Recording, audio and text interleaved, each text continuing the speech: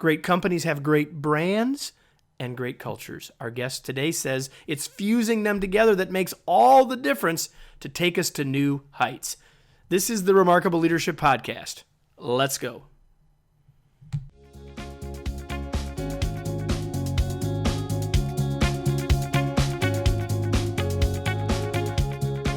Welcome to the Remarkable Leadership Podcast. We're here each week to talk about leadership, teamwork, organizational culture, and human potential with experts from every walk of life. Our goal is to help you become the remarkable leader and human being you were born to be. Your host is Kevin Eikenberry, a leadership thought leader, best-selling author, coach, trainer, and consultant to leaders for nearly 25 years. This episode is sponsored by Kevin's upcoming book, The Long Distance Leader, Rules for Remarkable Remote Leadership. Order your copy today at remarkablepodcast.com/book. Welcome to the Remarkable Leadership Podcast. Hey, everybody. Welcome to episode number 94 of the Remarkable Leadership Podcast. Our guest today is Denise Lee Yohn, and she is awesome. And right here, I've got her book. I'm going to tell you all about her right now. Let me do that right now. Denise Lee Yohn is a go-to expert on brand building for national media outlets, an in-demand speaker and consultant, and a best-selling author. She is the author of the best-selling book, What Great Brands Do, the 7 brand building principles that separate the best from the rest. And her brand new book, if you're watching us today, Fusion, How Integrating Brand and Culture Powers the World's Greatest Companies. She's been seen on Fox Business and CNBC. She's been in the Wall Street Journal and on NPR, and she's a regular contributor to Harvard Business Review and Forbes. So if you don't know who she is, like, where are you? Anyway, her experience includes work on the advertising as well as the client side, plus as a consultant. Let me just give you some of the brands that she's worked with in one of those roles. Burger King, Land Rover, Jack in the Box restaurants, Target, Oakley, and Dunkin' Donuts. We won't go hungry. Denise, welcome. Glad to have you. Hello. Thank you very much, Kevin. It is a pleasure to have you. And so, you know, you and I share something in common, that we care a lot about organizational culture. And it is absolutely. I thought you were going to say that we like to eat, which is something also true. I have Okay. eaten Burger King, at Jack in the Box, and at Dunkin' Donuts. Dunkin' Donuts. All right. But listen, culture is critical. We both agree, and I'm a little concerned that it's in danger of becoming cliche, and yet it's incredibly valuable. And one of the reasons I wanted to have you on is because of this new book, because you come at this in a different way from the marketing world, as the fusion of culture and brand. So let's talk about that, sort of the big idea of the book, because it's, I think, an intriguing one for us. So can we just start there? Yeah, well, I think you already started by saying it's become almost a little cliche. I think everyone today knows how important it is for an organization to have a good, healthy corporate culture, right? I think the problem is that most people either go about building it the wrong way, or they don't know how to build it at all. And so I wrote the book in order to answer that question based on my research, the work I've done, and exclusive interviews that I had with executives. I think I've cracked the code on how to build a great culture.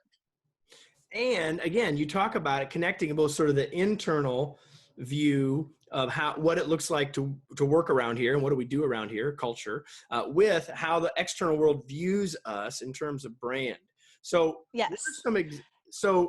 What are some examples of organizations? You talk about some in the book, but what are some examples of organizations that are doing this pretty well, that have done the fusion, either intentionally or unintentionally? Well, yeah, let me back up and say that you're absolutely right.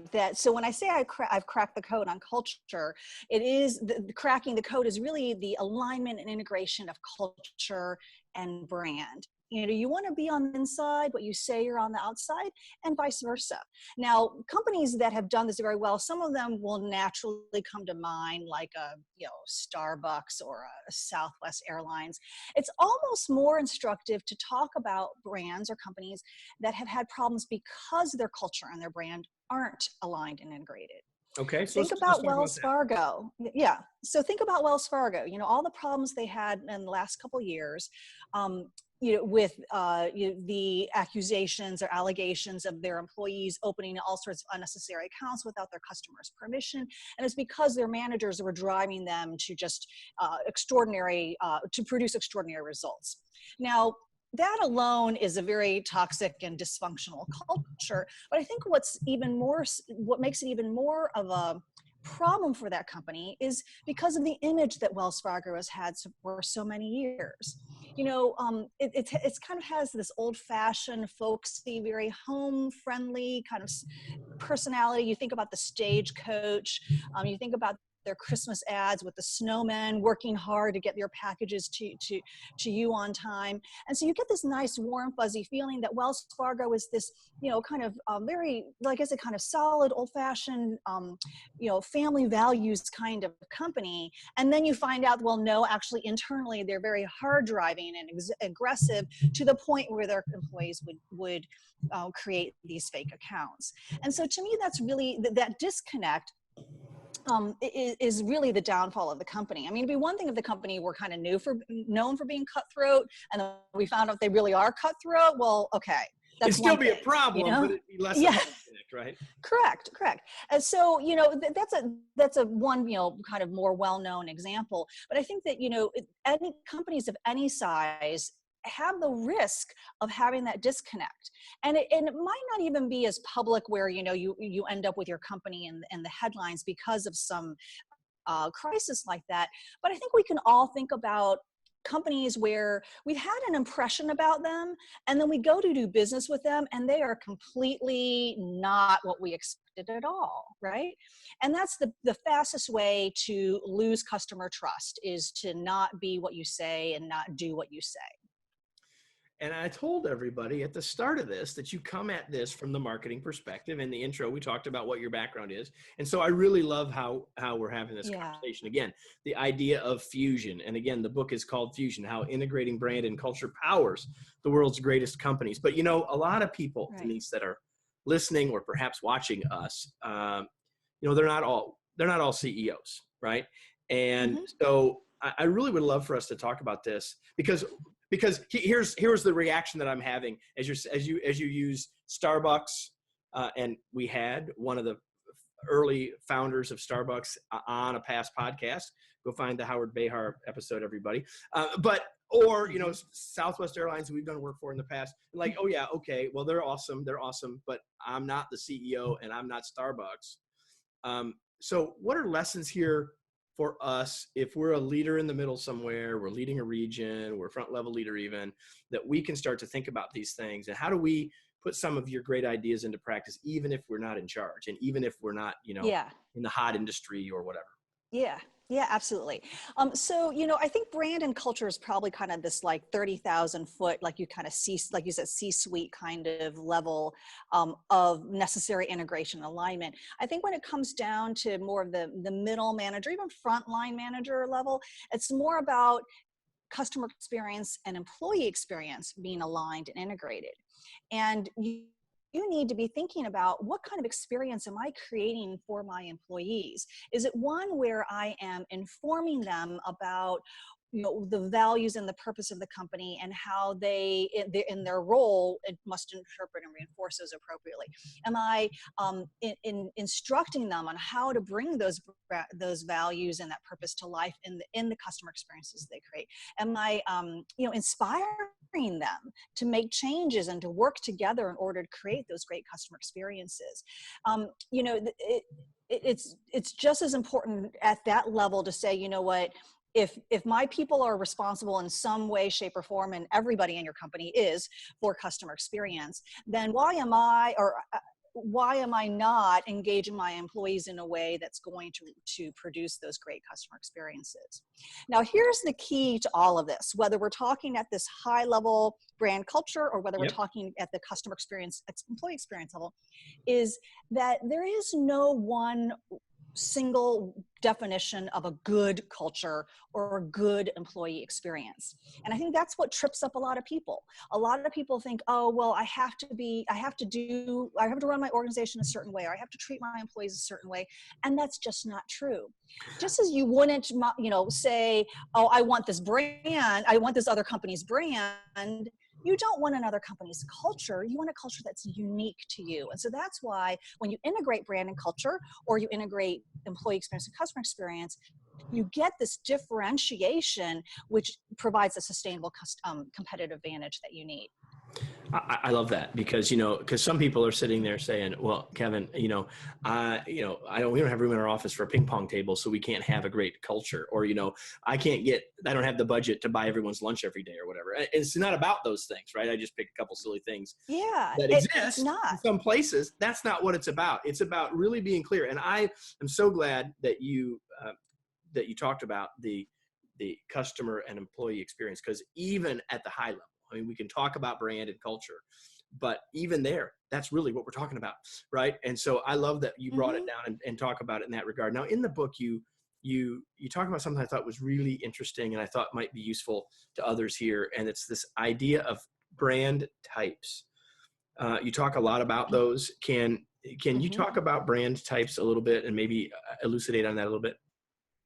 Sure. Okay. So in the book, I introduced 9 different types of brands, everything from an innovative brand to a service brand, to performance brand, and let's see, what's one more, a value brand. Yep. Okay. Yep. And I identify these 9 types based on my 25 plus years of working on brands. Really, when I boiled it all down, there are really only 9 types of brands out there. There are hundreds of millions of unique brand identities, but in terms of when you go to classify how you compete and what is the kind of overarching positioning that you are representing in the market, it boils down to one of these 9. Now, the thing I also discovered in my research is that those 9 brand types, each one of them corresponds to a unique set of internal cultural values. Think about it. If you want to be known as an innovative brand, well, then you must internally embrace, risk-taking and learning and exploration, and even embrace failure and fast failure in a way. That's very different. Those are different values from, let's say, if you wanted to be known more as a service brand. In that case, you'd want to have your values be more about empathy and humility and personal needs and really relating to people on a personal level. And so that's the way that you come up with a unique culture, is by identifying what type of brand you are or you aspire to be, and then what are the corresponding core values, and then you you need to make those core values your own, but that points you in the right direction. So for all of you listening / watching, in the book, she also lays out a bunch of these values so you can hook these things together. So you got the 2 sides. You've got the exterior view and the interior view and how to hook them together. As I was listening to you talk about only 9 brands, I like to put on my listener hat and say, well, there's only 9. Well, then then how do we differentiate? Well, there's only 8 notes on the musical scale. Leave out the flats. And, look what we got. And so I think it's. I love that. Kevin, I'm going to steal that from you if that's okay. I'm going to use that because you're absolutely right. You heard it here first, right? Well, everybody, you heard it here first. But that's right. I mean, I think that, you said it. I just used a metaphor. And it's this idea that it's how we hook it together. And I think it's even more true once if we're going to fuse them, if we're going to fuse the external and the internal, and if we're going to hook those things together, it's not just the 9 externally focused ideas. It's all of the values and how they hook together. And it's the combination of those that create what is uniquely ours. Mm-hmm. And to that point, so I talk about if you want to be an innovative brand, you need to embrace experimentation and risk-taking, et cetera. And then look at 2 brands that I would consider to be innovative, Apple and Nike. They're quite different in terms of the products that they develop, the way they go, how they sell in the market, even their products themselves. I mean, we're buying thousands iPhones and we're buying, $20 t-shirts from Nike. So the way that those companies operate are very different, even though they're both innovative brands. And that's because they've taken these values and made them their own. So, I have to say that my book provides a framework, and it provides these 9 brand types and it provides these cultures. You as a manager or leader, need to do the hard work to figure out, okay, how do we make those our own and how do we apply them to our business and to our industry? I think the book does exactly that. I think framework is the right way to think about it. And hopefully as you're listening, everyone, you're getting some ideas here. Yeah, we want you to buy a copy of the book, Fusion, How Integrating Brand and Culture Powers the World's Greatest Companies. But really, hopefully you're getting some really great ideas right here while we're here. And there's something that I loved in the book that I wanted you to talk about. You talk about artifacts and rituals and how they can contribute to and how we can intentionally use them as components of the culture that we aspire to, that we want to create. So can you talk about those two things? Because I love the way that you talked about them. And I mean, I'm in complete agreement with you, but I'd love for you to talk about those two a bit. Mm-hmm. Mm-hmm. And I'm so glad you asked that question, Kevin, because that relates back to one of the first questions you asked about, okay, well, if I'm not a CEO or leader of the company, how do I actually participate in this? And rituals and artifacts are a great way for you to do that. So rituals, the things, the practices that your organization does on a regular basis, what's a process or certain celebration or, just a daily situation that you go through. Artifacts meaning things that your company creates or physically embodiments of your values.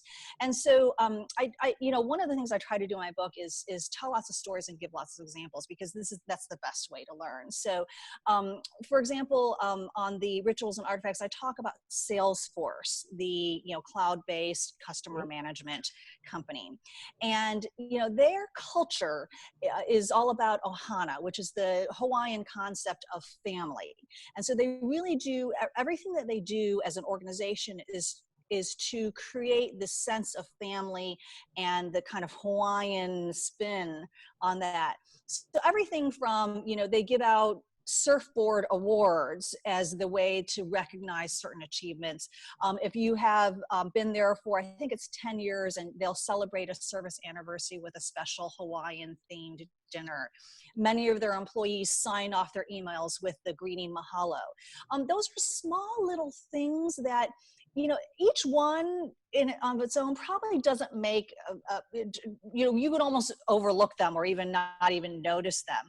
But together they say something about that country, that company, and they build on each other.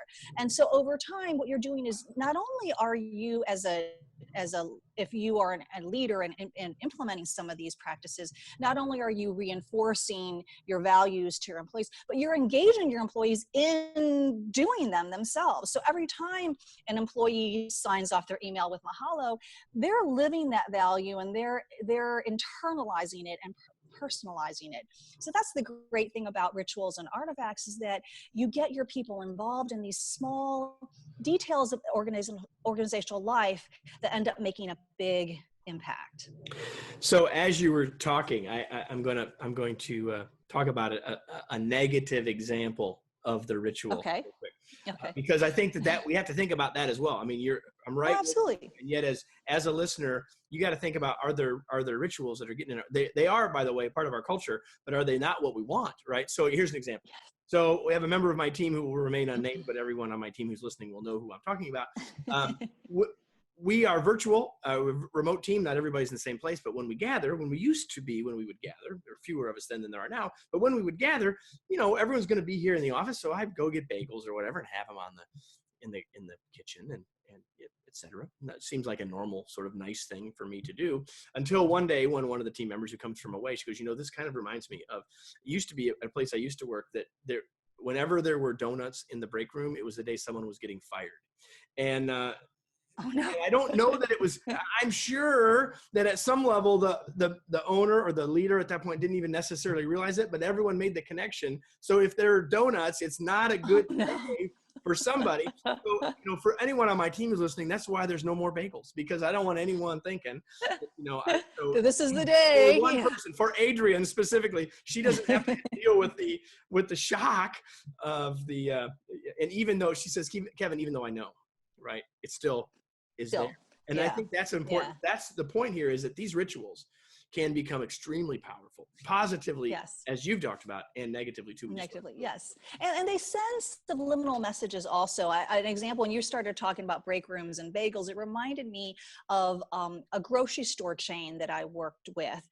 They are positioned as kind of a healthier brand where you go to get more organic and sure. Better for you products. Mm-hmm. What I was surprised to find out when I visited their corporate office is that their break rooms, their vending machines had candy bars and potato chips in them.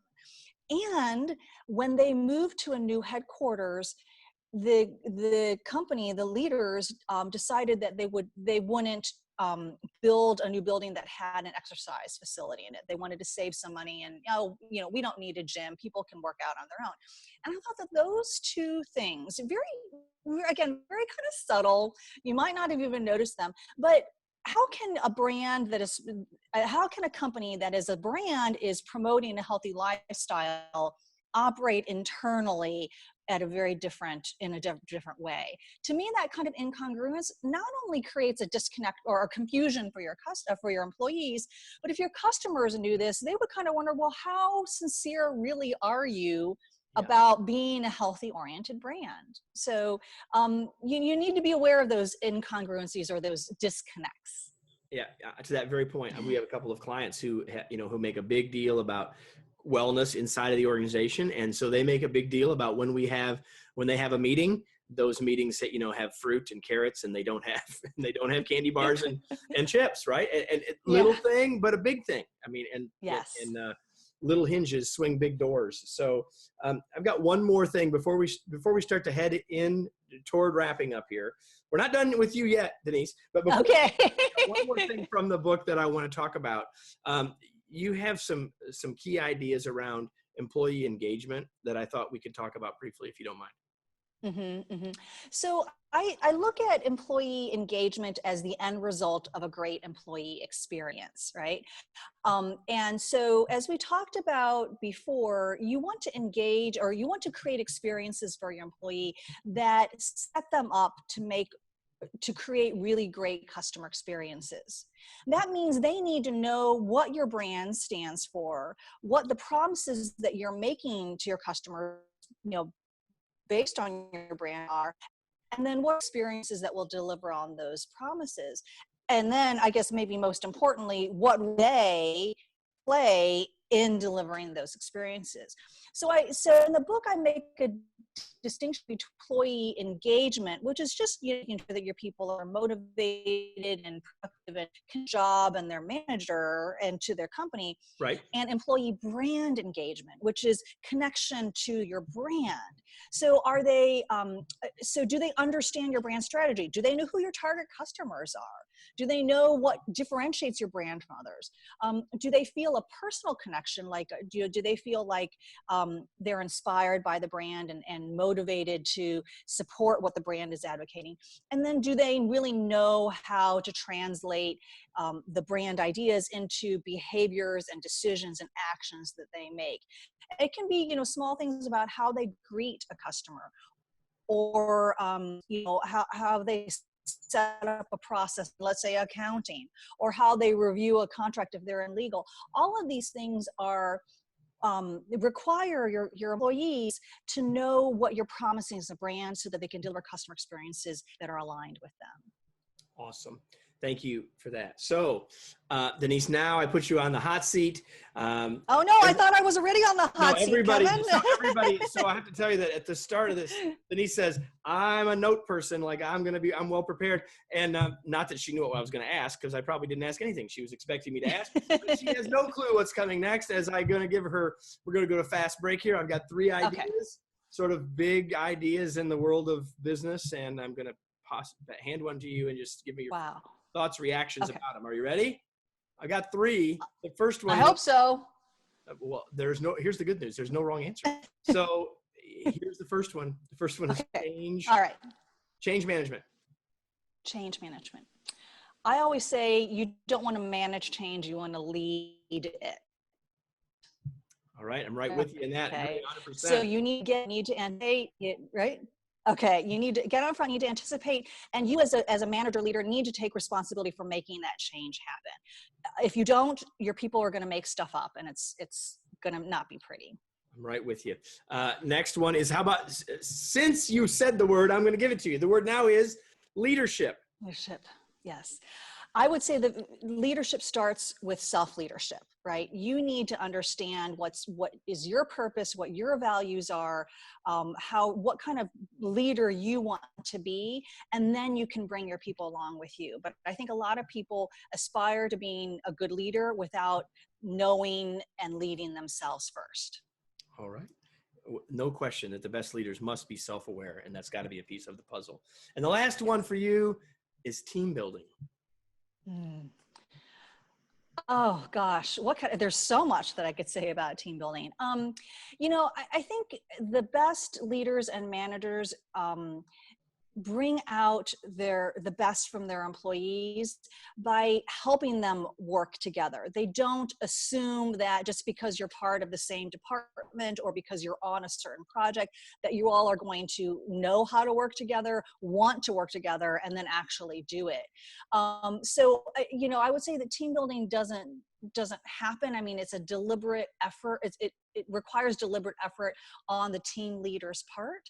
But I would also say that leadership can come, it's from any of the 360 degrees, right? You might have a designated project leader, but real influence and real kind of thought leadership may come from one of the team members. So be aware that as a team, there are multiple leaders, multiple influencers, and that's a good thing. You want to bring that all together. All right. So all this writing. How did I do, Kevin? Was that okay? You get an A. Okay. An All right. How about that? You get an A. Right. So all this writing and all this consulting and all this work that you're doing, when you're not working, what do you do for fun? I am a fitness fanatic. So I work out 6 days a week. Every week. I've done it since I was probably 25 or 30 years old. And even before that, I was very active. So everything from running, lifting weights, going to the gym, taking spinning classes, hiking, cycling, you name it. Other than swimming, I'm just not a big kind of like swimmer. But other than that, I do it and I love it. All right. Awesome. And I know that you're a reader. And so I'd love for you to share with everyone something that you've read recently or something that you would recommend for others to read. Sure. I just finished reading the book, Finding My Virginity by Richard Branson. And, he's written several books. In fact, one of his earlier books was Losing My Virginity. But his current book is really, I would say, kind of more of almost a personal memoir. And I think we all, most people, know about Richard and admire him for one thing or another. What I really appreciated about the book was his willingness to be vulnerable, to be personal, to share stories and share things that he went through that he struggled with. So it's almost as if you were sitting down and having coffee with him. And I just really appreciated that style of a book coming from a leader in his position. There you go. Much like we hope this is, that people are listening and feeling like they're having a cup of coffee with the two of us. So, yes. So now, Denise, the question you've been dying for me to ask all along, and that is, where can we learn more about you? Yes. And this great new book. Yes. Okay. So go to my website, deniseleeyohn.com. And that is like the portal to everything. You'll be able to find my book, Fusion, as well as my first book, What Great Brands Do. There are all sorts of downloadable materials, tools that I reference in the books, as well as other supporting materials. And then also I write a lot. So on my blog, so my blog's on my website, articles I've written for Harvard Business Review and Forbes are on there as well. Really, I tried to make my website as useful and valuable for a visitor so that you can actually gain a lot of knowledge just by interacting with it.